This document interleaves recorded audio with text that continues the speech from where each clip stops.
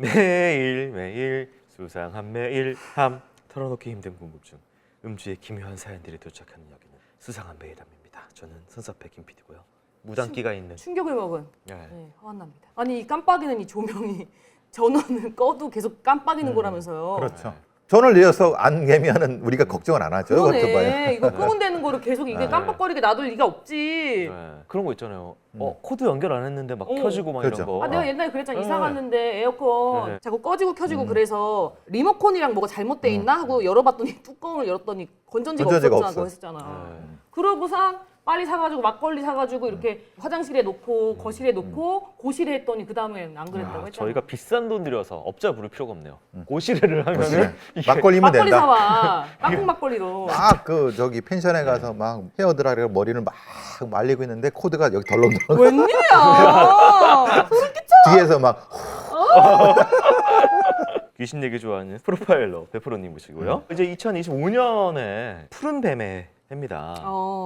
궁금증이 없는 해가 되면 안 되죠. 저희 프로그램이 망하니까요. 다사다난한 일들이 계속 벌어지기를 바라면서 오늘 좀 특집은 서로 이해할 수 없어서 고민인 사람 사연들 모아봤습니다. 첫 번째 메일 한번 열어보도록 하겠습니다. 안녕하세요. 저는 30대 여잔데요. 살면서 처음 겪은 황당한 일이 있어서 메일을 보내봅니다. 제가 주마다 가는 와인 클래스에 유일하게 남편과 같이 오는 45살 이상으로 보이는 한 여성분이 있습니다. 그분은 맨날 저를 보고 어머 언니 옷이 예쁘네. 잘 어울린다. 예뻐. 친한 척을 해서 그냥 뭐 잘 챙겨주시네라고만 생각을 했는데 어느 날은 갑자기 언니 입술 바른 거 그거 뭐야? 틴트 바른 거예요. 색 너무 예쁘다. 나 잘 어울려. 나도 그런 색깔 바르고 싶은데. 오늘은 안 가지고 와서 제가 다음 주에 가지고 올게요. 진짜? 다음 주에 가지고 올 거야? 제 차 확인하시고는 잠시 후에 갑자기 제가 있는 자리로 걸어오더니 근데 그 틴트 먼저 알려줄 수 있어? 저는 직접 그분 폰의 검색창을 열어 틴트 이름도 알려드렸습니다. 이거 올리브영에서 파나? 네네. 근데 갑자기 언니 근데 애들 다 키우고 혼자 오셨어요? 라는 겁니다. 참고로 저는 미혼이고요. 결혼 여부를 밝힌 적도 없었습니다. 어이가 없어서 저 결혼 안 했어요. 그럼 부모님이랑 살아요? 네. 그럼 나보다 언니가 아니었나? 몇 살이에요? 저 30대인데요. 그럼 내가 언니네. 어머머 나 말 실수했다. 너무 당황스러워서 할 말을 잃었습니다. 내가 실수로 그분 나이를 너무 많게 봤었나 싶으면서도 한편으로는 이 사람 거울을 안 보고 사는 건가 싶었습니다. 그때 남편이 그 사람 등을 치면서 자리에 좀 앉으라고 짜증을 냈습니다. 또 개뿔이 한다는 식으로 말이죠. 참고로 저는 어디 가서 나이 들어 보인다는 소리를 들어본 적이 없습니다. 진심 또래여도 기분이 나쁜데 나이 차이가 너무 많이 나는 분이 그러셔서 기분이 더욱 불쾌했어요. 이러는 사람 심리가 뭘까요? 저한테 늘 예쁘다고 이것저것 관심 보이면서 저를 몰래 쳐다보고 있어서 이상하다 싶었는데 더 이상한 아줌마 같아요.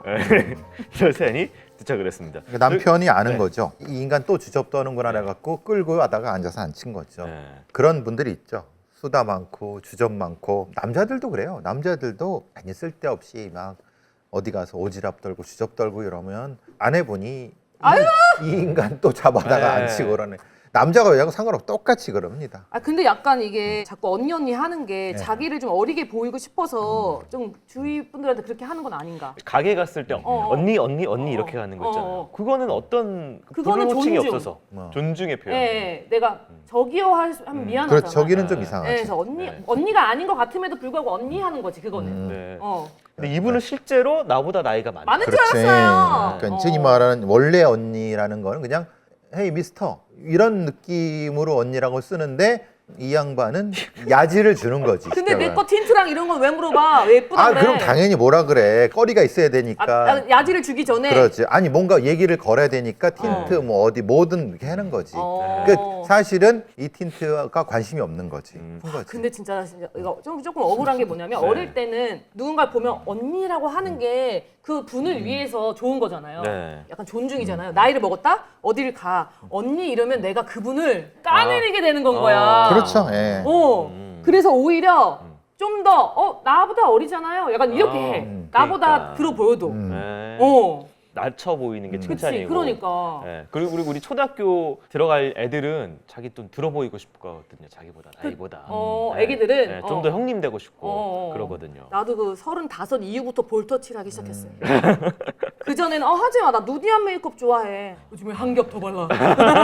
근데 진짜 이 아줌마는 지금 일단 사연자님도 열받아서 이 사연을 시작할 때 나이를 특정했어요. 실제로 나이도 모르면서 45살 이상으로 무조건 보이는 그러니까 이 아줌마라고. 말하는 거 봐서는 사실은 40대는 넘은 것 같아요. 그런 면에서는 오지랖이 넓고 간섭하기 좋아하고 까내리기 여고 이런 부분을 하려고 하는 사람인 것 같다는 느낌이 들어요. 그런 것 예뻐서 같아요. 그랬나 우리 사연자분이? 부러울 수도 있고 예뻐 보일 수도 있고 근데 이제 너무 얼굴 나이 갖고 그렇게 기분 나빠하실 필요는 없어요. 왜냐하면 그냥 이런 인간도 있지 않은데 하필인데 이제 와인 클래스라는 데에 이렇게 만나야 되니까 그런 것 같아요. 그렇지 않으면은 굳이 상대할 필요가 없는데 와인 클래스는 계속 봐야 되잖아요. 친해지고. 그러니까 얼굴도 보고 그러니까 근데 너무 예의가 무례하다는 의미잖아요.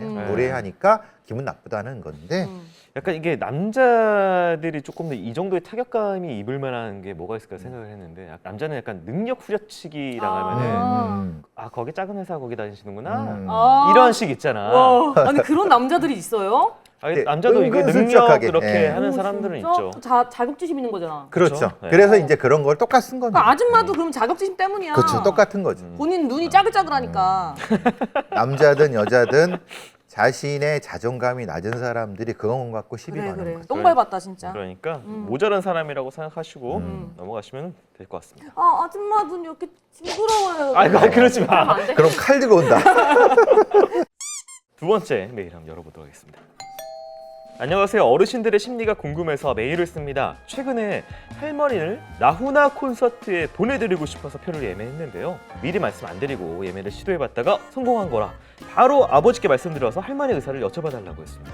할머니는 아이고 뭐 나이 먹고 뭐 콘서트요. 이제는 체력 때문에 힘들어 못 가. 고모한테도 여쭤봐달라고 했는데 싫다고 하셔서 결국 표를 취소했습니다. 그런데 얼마 후 고모께서 저에게 넌지시 물으셨습니다. 할머니가 자꾸 나오나 얘기를 하는데 혹시 티켓 다시 구매할 수 있나?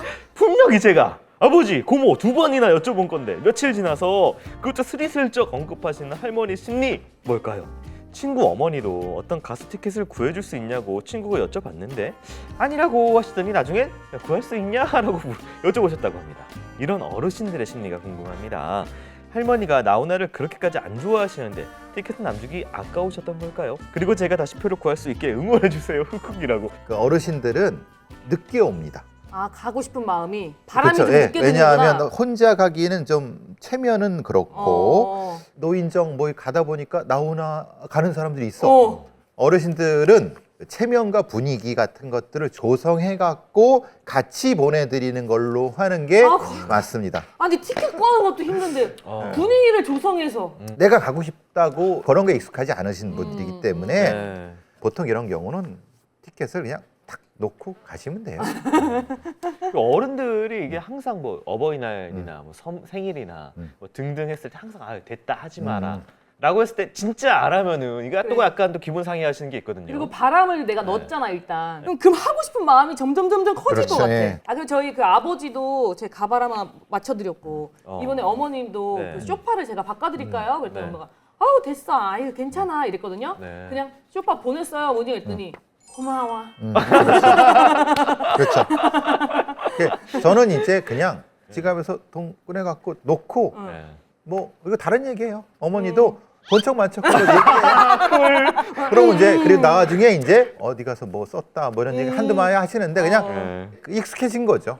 사실 그렇게 되는 게 맞고 지금 이 사연자분이 그래도 노력해갖고 나오나 티켓팅을 성공했는데 다음에 되리란 보장은 없지만 파이팅 하셔야 될 것 같아요. 왜냐하면 나오나 요번 하고 안 한다고 그러시면 마지막. 은퇴하신다고 그게 맞죠? 됐는데. 예, 참 귀중한 티켓팅이었는데 안 되면 뭐 할 수 없지 뭐. 그럼 나오나 성대모사 해야지 뭐. 제가 여기서 자, 근데 어르신들의 진짜 속마음이 궁금하다고 예를 들어서 하시면은 그냥 해주시면 좋아하시는 네. 거예요. 그럼요. 네. 예. 놓고 잘 보세요. 그리고 뛰어나오시면 돼요. 플랫 풍기면 됩니다. 네. 네, 무조건 좋아하십니다. 자, 다음 메일 한번 살펴볼게요. 안녕하세요. 크라임 애청자입니다. 제 고민은 제가 너무 일에 집착하는 경향이 있다는 겁니다. 회사에 다닌 지는 이제 5년 정도 되었는데요. 5년 내내 2잡, 3잡을 해왔습니다. 입사 전부터 하고 있는 프리랜서 일을 놓지 못하고 퇴근 후와 주말에 계속 작업을 합니다. 가끔 일을 구하지 않더라도 단기로 일을 맡기고 싶다는 연락이 오면 그것도 받아서 작업을 합니다. 그러다 보니까 회사에서는 칼퇴를 해서 워라밸을 챙기는 것 같지만 실상은 일이 인생의 대부분을 차지하는 것 같습니다.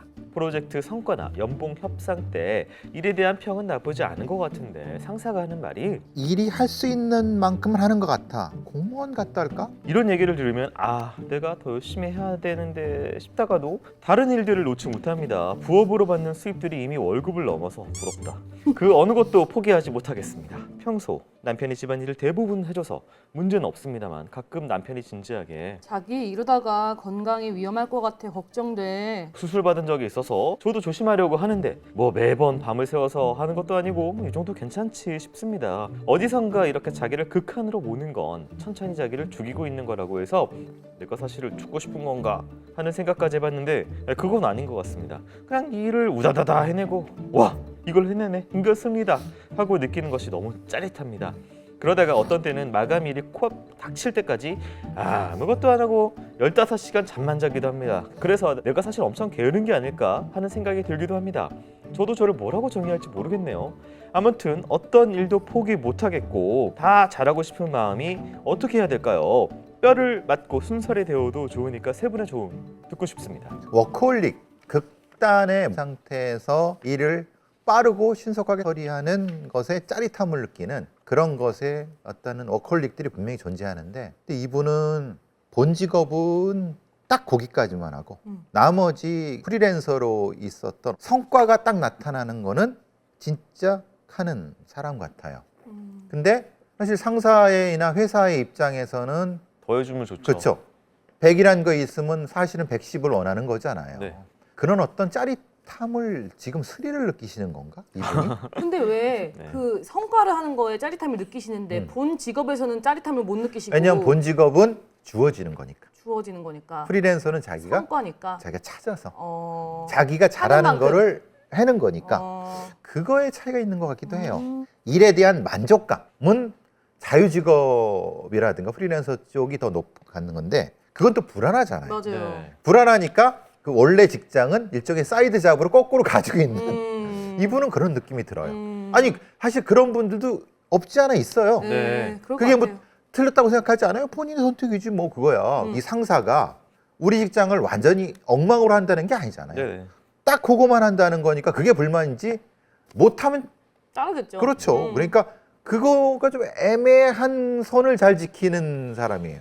안나 같은 경우가 프리랜서기 때문에 이게 사실 물 들어올 때 노져야 된다는 뭐 불안감 같은 거 혹시 있나요? 물이 안 들어와서 모르겠네요. 어, 아니 2023년에는 네. 들어오는 거 다 했던 것 같아. 뭐 적지 않은 사람이 누구나 그런 그렇지 그렇죠. 않을까? 네. 근데 이분은 그 불안감을 이 직장으로 해결한 것 같고 근데 문제는 남편한테 야 너 그렇게 하다가 간다 이런 얘기까지 들은 거는 조금 그렇기 때문에 막 15시간을 자는 거 아닐까요? 너무 그러니까. 힘드니까. 근데 이게 지금은 할 수 있지만 나이가 더 들면 못 할 거예요. 하고 싶어도 안 못 돼. 할 거예요. 하고 싶어도. 네. 제가 이게 일중독 관련돼서 좀 찾아보다가 이게 일중독이 자기애성 성격장애 특히나 이제 요새 좀 뜨고 있는 게 그 외현적 나르시시스트랑 내현적 나르시시스트라고 이게 좀 분리돼서 요새 오, 좀 진짜? 개념이 뜨고 있대요. 외현적은 우리가 흔히 아는 막 나 주목받고 예뻐. 막 이렇게 하는 내가 건데 최고야. 내현적 나르시스트들은 어떤 사람들이냐면은 그렇게 표면적인 것들에 대한 거부감 반응은 있는데 나르시시즘이 있어서 자기를 차라리 어떤 그 집단이나 종교나 어떤 이데올로기에 얹어가지고 그게 올라가면 내 같이 올라가는 그 약간 좀 특이한 그런 게 좀 있다고 하더라고요. 나르시즘 좀 있잖아요. 나르시시즘 다 있죠 조금씩 사람마다. 아 좀 네. 심하잖아요. 너무 좋다며 자기가. 저는 좋죠 제가. 네, 저는 좋은데 자존감이라고 좀 표현해 줄래요? 네. 근데 어쨌든 기본적으로 이게 뭐 내현적 나르시스트건 뭐 일중독이건 그 일을 통해서 자기가 이렇게 좀 쾌감이 역시 약간 난 최고야. 예, 붙고 싶은데 이게 기본적인 근원은 어쨌든 불안감이기 때문에 그 불안감이 지금 어디서 기인하는지를 본인을 좀 살펴보시는 게 좀 도움이 되지 않을까 싶어서 특히나 이제 현대 사회는 많은 직장인들이 불안감이 있거든요. 투잡 쓰리잡 하는 게 언제 잘릴지도 모르고 이게 언제까지 될지 맞아요. 모르고 이런 불안감이 누구나 다 있어요 현대인들은. 예. 단 남편한테 미안한데 이 정도 말을 들을 정도면 사실은 조금 네. 통제가 필요하다, 관리가 필요하다 정도. 그래서 건강은 항상 체크를 하시라. 그 부분 정도만 하면 될 것 같아요. 중요한 건 본인의 건강이다. 자, 다음 메일 한번 또 살펴보도록 하겠습니다.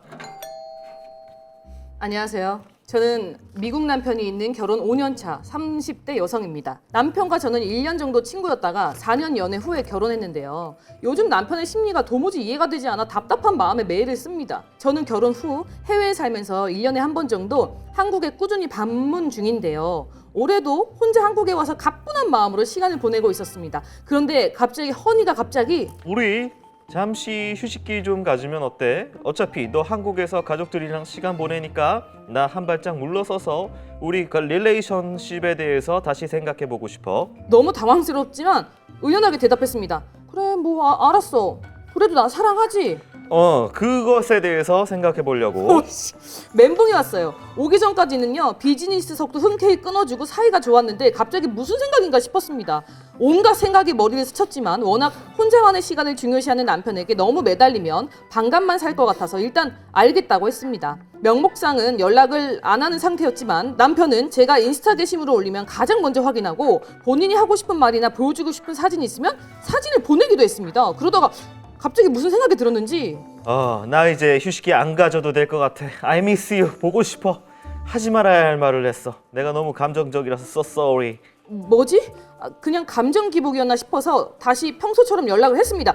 그런데 또 며칠 후에 베이비 나 다시 휴식기 갖고 싶어. 그래 그러면 뭐 언제까지 기다려줄까? I don't know. 시간 같은 건 정하고 싶지 않아.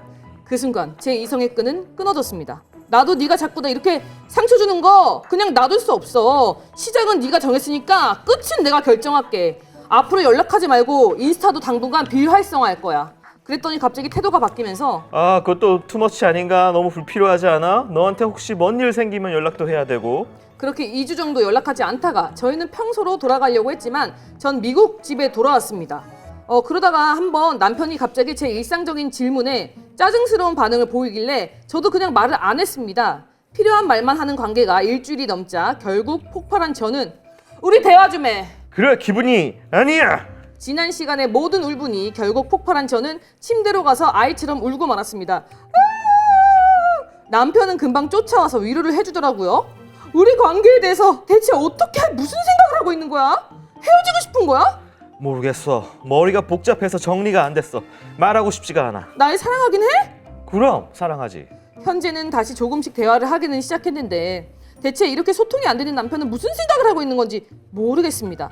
결혼생활 선배이신 김 PD님, 안나 언니와 국내 최강 프로파일러 배 교수님, 제 남편의 마음을 읽어주실 수 있나요? 네. 자, 어쨌든 지금 이 남편 같은 경우에는 지금 이게 사귄 기간을 포함하면 일단 5년 정도가 지났어요. 그렇죠.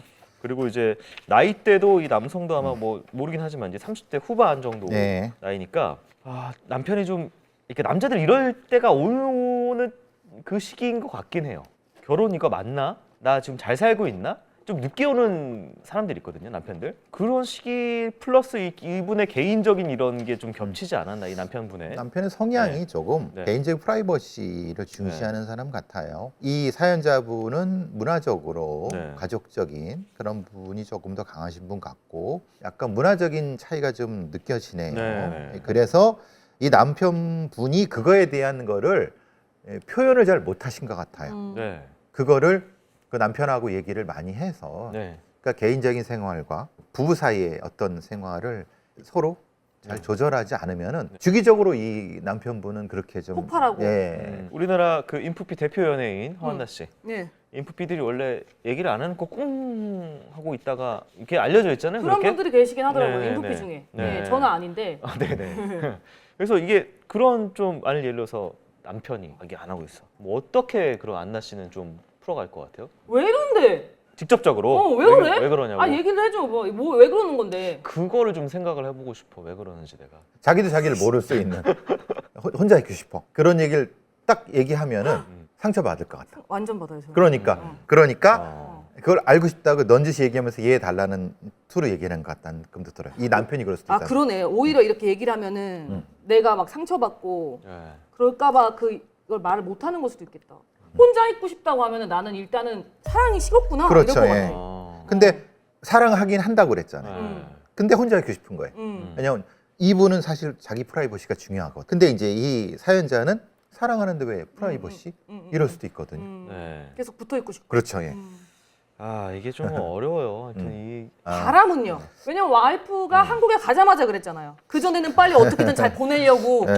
비행기 태워서 비즈니스도 보내고 막, 하고 막 다 해줬는데 딱 갔는데 이제 이 여자가 좋은 거지. 그래서 헤어지자고 했는데 한국에 있는 동안 또 이 여자랑 헤어진 거야.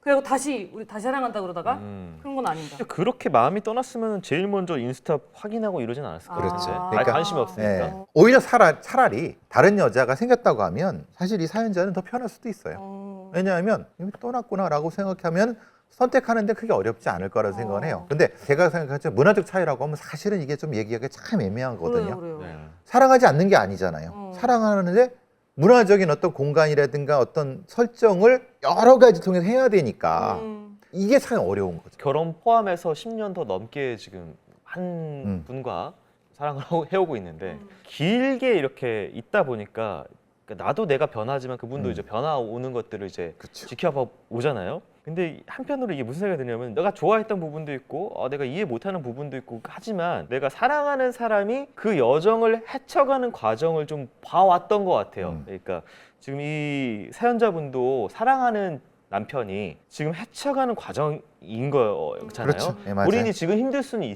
있으나 내가 사랑하는 마음으로 그 기간을 같이 좀 봐주고 지나가는 거를 그 시간이 지금 좀 필요할 것 같아요. 예. 저도 만약에 네. 그냥 연인 사이면 헤어져 할 텐데 부부니까 네. 그렇죠. 저도 네. 이거를 이 동안 정말 지나가는 거를 좀 그러니까. 지켜보긴 해야 될 것 같아. 이랬다고 네. 해서 그냥 바로 이혼하면 네, 이거는 네. 조금 동지는 그렇죠. 아닌 거잖아. 네네. 근데 조금 어려운 상황은 음.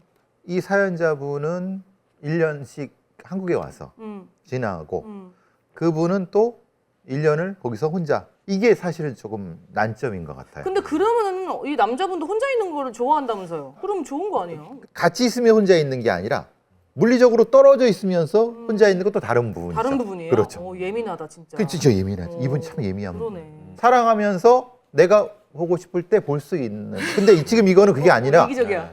물 건너 있으니까 어. 인스타 보고 그러는 거예요. 그렇다고 아내를 사랑하지 않는 건 아니거든. 어. 이거는 아마 살아온 환경이 그런 분 같아요. 두 분의 사랑이 어떻게 끝날지는 모르지만 네, 도움이 응원드립니다. 됐길 바랍니다. 네. 예. 자, 저희 여러 가지 사연 이렇게 모집하고 있습니다. crimnet@podbbang.com으로 보내주시면 됩니다. 올해는 이제 저희가 기분 좋게 구독자 2만으로 올해 시작하고 있는데요. 뭐 개소리야. 밑에 PD한테 압박을 주는 거잖아. 될 거야. 되는 네. 걸로 하자. 응원과 구독과 좋아요 그리고 많은 입소문 좀 바라봅니다. 이렇게 구걸해 봅니다. 올해 한 해도 2025년에도 여러분과 함께 울고 웃으면서 다양한 이야기들 함께 나누고 저희도 치유를 덩달아 받거든요. 여러분들의 사연을 통해서 여러분들도 다른 분들의 사연을 통해서 각각 서로 또 치유되는 시간을 가져보기를 기원합니다. 저희 또 한 해 동안 너무 감사드렸고요. 뭐 감사절이라도 이렇게 새해 복 많이 받으십시오. 바이.